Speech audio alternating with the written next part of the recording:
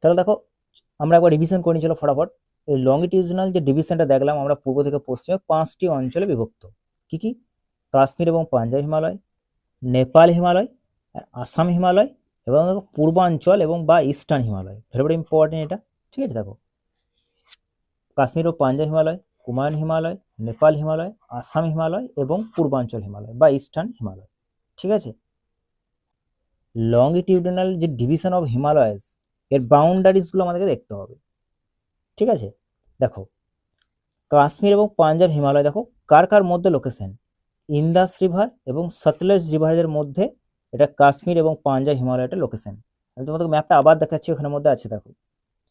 এবং কুমায়ুন হিমালয়টা দেখো সতলেজ এবং কালির মধ্যে যদি বলে কোন হিমালয় লোকেশন, তাহলে হবে কুমায়ুন হিমালয়। চলো আমি তোমাদেরকে ম্যাপটা দেখাই, তাহলে দেখো বুঝতে পারবে। দেখো দেখো ইন্দাস রিভার এবং সতলেজ রিভার এর মাঝে দেখো রয়েছে পাঞ্জাব হিমালয়।